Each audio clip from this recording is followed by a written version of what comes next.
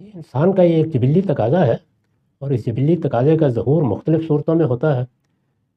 خود انسان اپنی زندگی میں اس کے ظہور کی مختلف صورتیں بھی دیکھتا ہے۔ اللہ تعالیٰ نے اس کے لیے ایک شرح متعین کی ہے اور اس پر بعض پابندیاں لگا دی ہیں۔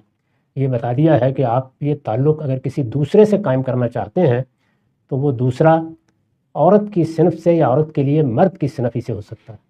یہ بتا دیا گیا ہے کہ اس میں آپ کو ذمہ داری اٹھانی ہوگی، یعنی نکاح کا تعلق قائم کرنا ہوگا۔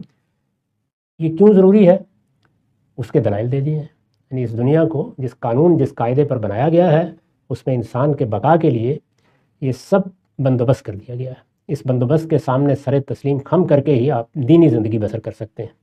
رہ گئی جنسی تسکین، تو جب تک وہ آپ کی اپنی ذات تک محدود ہے اس پر کوئی پابندی نہیں ہے، لیکن اگر وہ کسی دوسرے کی طرف ممتد ہوگی تو وہاں یہ پابندی ہے، اور یہ پابندی تزکیے کے بنیادی اصول کے پیش نظر ہے۔ یعنی اس میں یہ بتا دیا گیا ہے کہ اللہ تعالیٰ نے جو راستے اس کے لیے مقرر کیے ہیں وہی اختیار کیے جائیں گے۔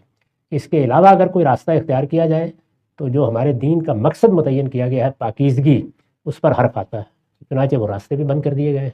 اب اس دائرے میں انسان کو زندگی بسر کرنی ہے۔ اس دائرے میں اگر وہ زندگی بسر کرتا ہے اور کسی چیز سے محروم رہتا ہے تو اللہ تعالیٰ اس کا اجر عطا فرمائے گا، لیکن جنسی تسکین کا دائرہ تو انسان کی اپنی ذات کی حد تک بھی آخری درجے میں پایہ تکمیل کو پہنچ جاتا ہے، اس میں کوئی معنی نہیں ہے۔ لہٰذا جبلت کے اظہار پر پابندی نہیں ہے، اس کا دائرہ متعین کیا گیا ہے، اس دائرے سے آپ باہر نہیں جا سکتے۔ بہت شکریہ سر، بہت اچھی طریقے سے آپ نے بات واضح کر دی۔